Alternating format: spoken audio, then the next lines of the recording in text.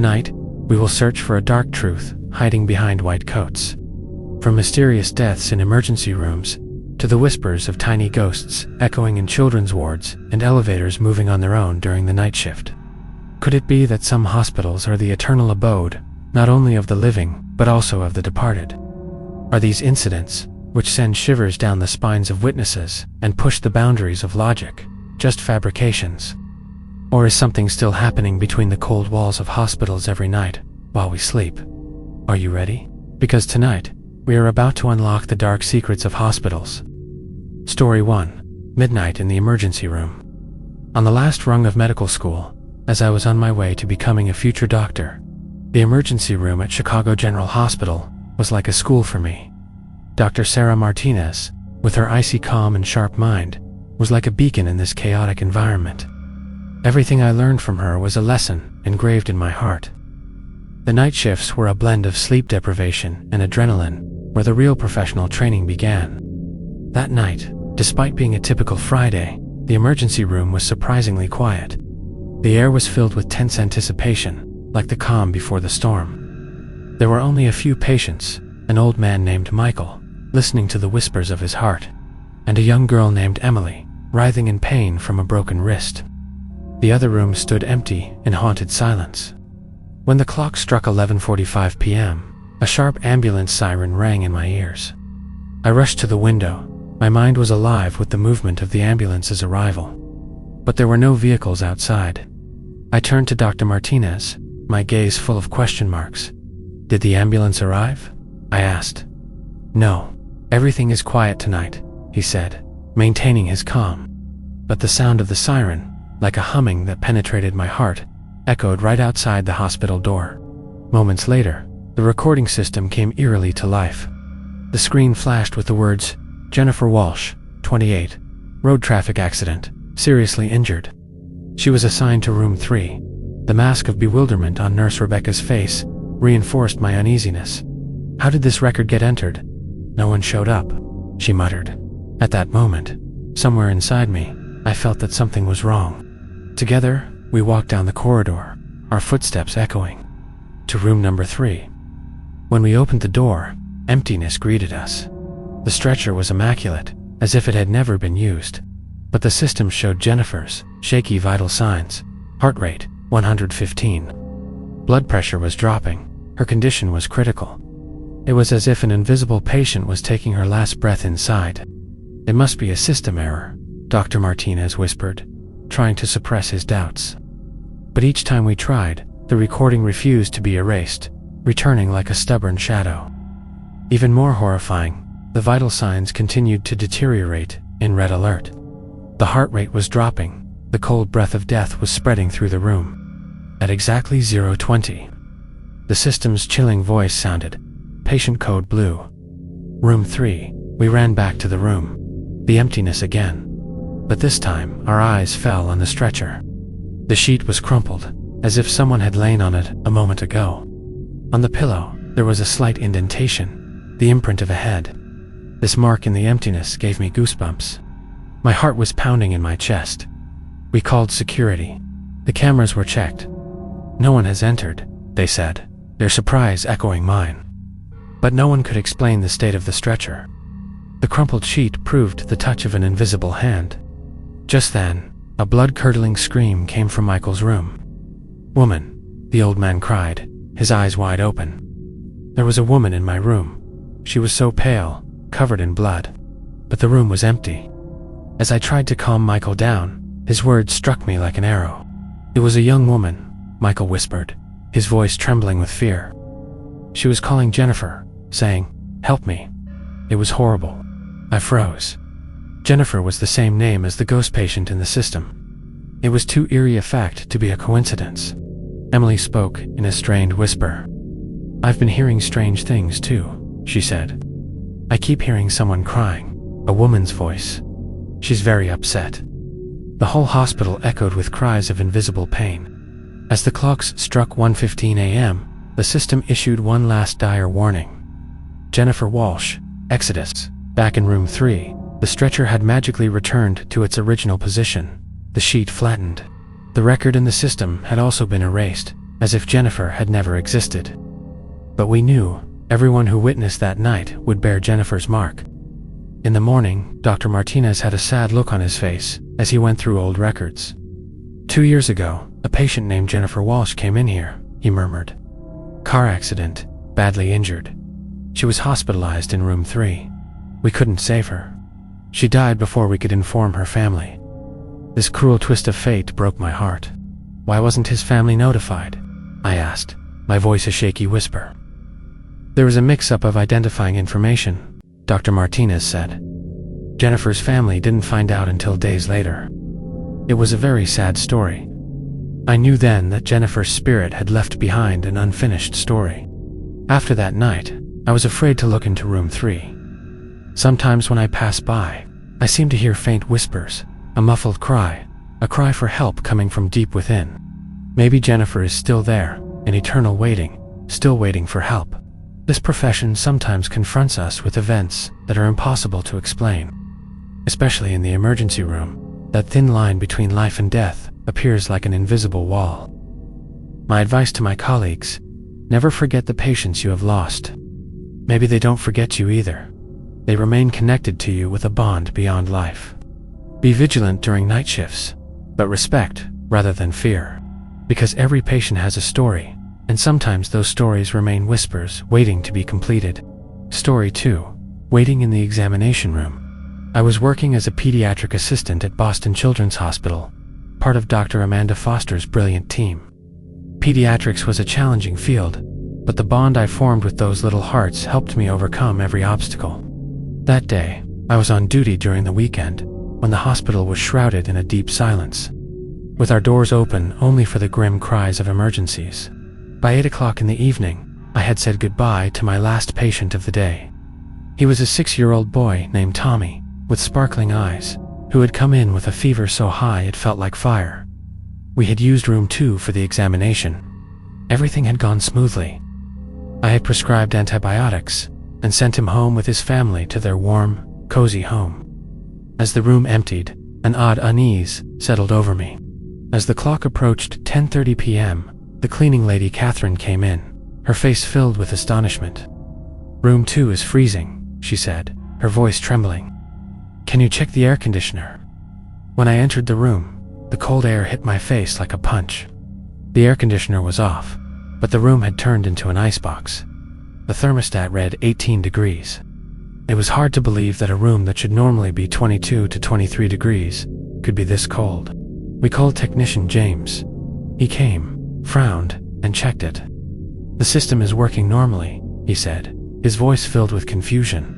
But I can't figure out why this room is so cold. We closed the door and decided the mystery wouldn't be solved before morning. In the eerie silence of midnight, I heard the door to room 2 creak open. A chill ran down my spine because I had locked the door. I ran over. The door was ajar, but there was no one inside. Children's books were scattered haphazardly on the examination table. I had neatly gathered everything the previous evening, and this sight sent a chill down my spine. As I gathered the books, a strange detail caught my eye. The pages, as if opened by an invisible hand, were all open to the parts where the name Emma appeared. Every book had an Emma character. My heart began to race, and a cold shiver ran through me. I locked the door again and left. However, a few minutes later, a faint whisper was heard from inside. It sounded like someone was speaking breathlessly. I listened closely. It sounded like a child's voice. It was very soft, but a constant, repeating whisper. Emma, ... Emma, ... It seemed to be calling out. I froze. This wasn't possible. I opened the door slightly and looked inside. Again, it was empty, but the toy box had been opened. The dolls had been taken out and carefully arranged on the examination table. The touch of an unknown presence deepened the mystery spreading through the room. I called security guard Ryan, my voice trembling. Something strange is happening in this room, I said. Ryan came, checked the cameras with a serious expression. No one entered all night, he said. But how did the toys get out? I don't know, I said, my voice filled with helplessness. I hear voices too, a child's voice. Ryan listened too. He heard the whispers too. Someone was calling Emma from inside. We both got goosebumps, and cold sweat ran down our backs. I decided to check the old patient records. I searched for the name Emma on the computer. I found it, Emma Rodriguez, 5 years old. She had been undergoing leukemia treatment 6 months ago. She came to the hospital frequently due to the severe illness her small body was carrying, and room 2 was her safe haven. As I read the file, my heart broke. Emma was a very intelligent and lively child. She loved reading books and playing with dolls. The treatment process was incredibly difficult, but she always faced everything with a smile that seemed to carry the sun on her face. The doctors and nurses loved her dearly. When I read the final entry, tears streamed down my cheeks. Emma had not responded to treatment and had taken her last breath in room 2, surrounded by her favorite toys.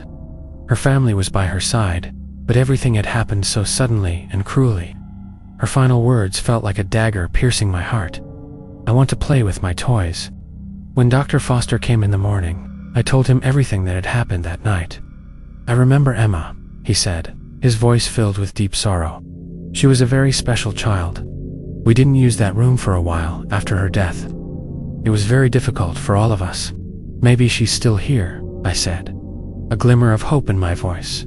Maybe she still wants to play with her toys. Dr. Foster shook his head with a sad smile. It's possible.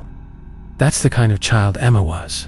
She always tried to make everyone happy, both when she was alive and now, ... After that day, I began to look at room 2 with different eyes. Sometimes my young patients, in their innocent way, say, "There's a girl here. She wants to play with me." I respond with a warm smile. "That's Emma," I say. "She's a very good friend. She doesn't like to be alone." In pediatric medicine, never forget, the little patients we've lost may still be with us, connected by invisible bonds. Meet them not with fear, but with love and compassion. Because children, whether they live or die, only want one thing from the world: a loving, playful embrace. Story 3, Night Shift in the Elevator. It was my final year at nursing school, where I was swimming in an endless sea of knowledge. My internship was an experience that brought me face to face with the dark side of the night. In a massive 8-story building in the heart of the city, I was assigned to the pediatric ward on the 5th floor, where tiny bodies slept peacefully. My first week was surprisingly ordinary and calm. Under the wise guidance of experienced nurses, I was learning the intricacies of the profession. That night was my first shift of my second week, and at 11 p.m., my shift officially began. The children's ward was filled with a rare sense of peace. There were only 5 young patients. 3 were deeply asleep, while the other 2 found comfort in their parents' loving arms. I, too, was sitting at the nurse's station, reviewing patient records in the cold glow of the screen, amidst the whispers of silence. At 1:15 a.m., a sharp elevator bell echoing down the corridor startled me. Someone was coming to the 5th floor. There was an odd feeling gnawing at my mind. There shouldn't be any visitors at this hour. Visiting hours had long since ended. The elevator door opened slowly, but no one came out. The doors remained open for a few seconds in a mysterious pause, then closed slowly, as if by fate's decree. Curiosity had turned into an uncontrollable desire within me. I looked at the elevator's display panel. It read 5. Someone had indeed come to this floor, but who? Where were they? I silently checked the corridor. No one was there. Only the faint light of the emergency exit sign, like a beacon of despair, glowed in the distance. The elevator rang again, this time descending. I watched the control panel, holding my breath. 4th floor, 3rd floor, 2nd floor, all the way down to the basement, where the hospital disappeared into the depths. ... Then it stopped. A few minutes later, it began to rise again with the same mysterious movement. 1, 2, 3, 4, ... and it returned to the 5th floor. The doors opened. Again, no one came out. But this time, my gaze, which extended into the depths of the elevator, met emptiness. It was completely empty. However, there was a slight breeze, as if a ghost had just walked by. My heart was pounding wildly in my chest, and the cold hand of the unknown had gripped my collar. I called security, my voice a trembling whisper. "Can you check if there's anyone on the 5th floor?" I asked. The security guard arrived a few minutes later, his face filled with suspicion. He checked the corridors and rooms. "No one's here," he said, his voice reflecting my own confusion. "Why is the elevator still running?" "I don't know," I said, my voice tinged with helplessness. "It seems to be working on its own." The attendant checked the elevator's electrical system. "There's no problem," he said, his voice not quite confident. "Maybe it's a technical malfunction." But the hesitation in his eyes contradicted his words. Throughout the night, the elevator continued to operate at regular intervals, like clockwork. Each time it would reach the 5th floor, the doors would open mysteriously, no one would exit, and then it would descend again, disappearing into the darkness. It was as if an invisible spirit were moving back and forth in an endless cycle. At 3:30 a.m., the strangest event of the night occurred. The elevator came again. This time, when the doors opened, I heard a faint, eerie footstep, too soft to be heard. It was as if someone was emerging from behind a sheer curtain, invisible.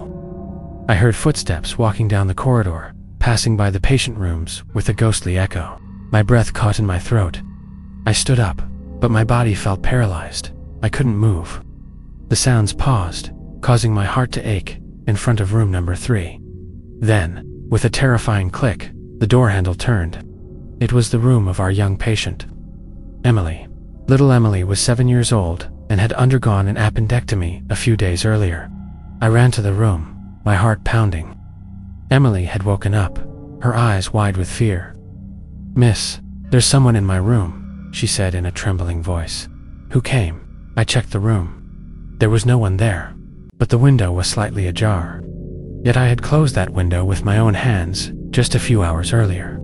"You had a bad dream, Emily," I said, my trembling voice betraying my own fear. The child had sensed the situation and added, with a deep sadness in her eyes, "She was really there, miss." She was an old woman. She looked very sad.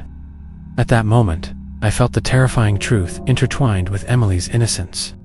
When the morning shift arrived, I told the experienced nurse, Mrs. Helen, about the night's chilling secret. She listened calmly, then spoke in a sorrowful voice. "There's an old story in this hospital. Years ago, on the 5th floor, in room number 3, there was an elderly patient named Aunt Martha. She was a spirit longing for her grandchild. Could her grandchild not come to the hospital?" I asked, my voice filled with curiosity and sadness. "She lived too far away," Mrs. Helen said. "Aunt Martha cried every night, begging, 'Let my grandchild come.' But when she passed away, her granddaughter couldn't make it to the funeral." My hair stood on end. Was it the same room?